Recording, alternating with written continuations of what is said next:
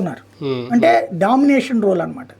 భారతదేశ ఆర్థిక మూలాల మీద ఇది ఒక దెబ్బ, అదానిని తొక్కేయడం లేదంటే అదాని మీద కేసులు పెట్టడం ఎంతవరకు అనుకోవచ్చు? మోడీ కూడా దీని మీద ఏమన్నా చేయాలా రేపు? మోడీ మాట్లాడే క్రిందటిసారి కూడా అతనికి ఉన్నటువంటి అలవాటు అది.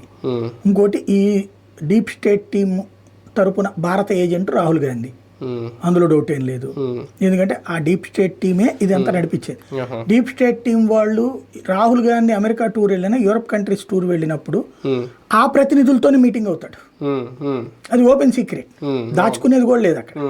అంటే భారత్ మీద విషం చిమ్మే బ్యాచ్ అంతా అక్కడ రాహుల్ గాంధీకి ఫీడ్బ్యాక్, వాళ్ళే మాట్లాడతారు. వెరీ సింపుల్ లాజిక్ అండి. అదాని చేసిన తప్పేంటి, అంబానీ చేసిన తప్పేంటి? అంబానీ అనేవాడు రాకపోతే మీకు ఇవాళ రోజున సెల్ ఫోన్ ఇంత చీఫ్గా వస్తే, మన దేశంలో ఉన్నంత సెల్ ఫోన్ సిగ్నల్ చీఫ్ ప్రపంచంలో ఎక్కడుందో కనుక్కోండి. ఏ దేశంలోనన్నా, ఇంక్లూడింగ్ అమెరికా. ఎవడన్నా అంత మగాడు ఉన్నాడా?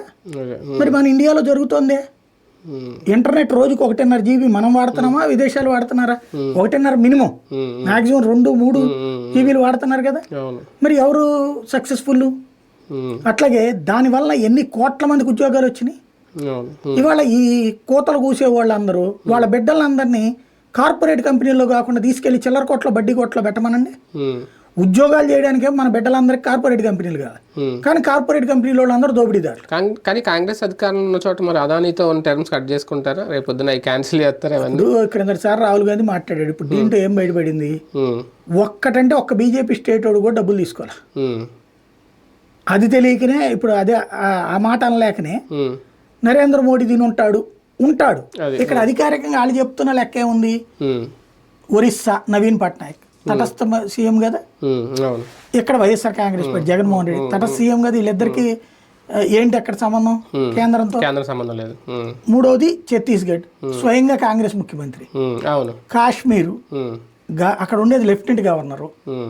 తర్వాత అదేంటిది తమిళనాడు, స్టాలిన్. దీనికి తెలంగాణ ఇట్లా ఏముంది? తెలంగాణ కూడా లేదనుకుంటా అందులో. నేను అనేది డైరెక్ట్ గా ఈ కేసులో వీళ్ళ ఇది కనబడుతుంది.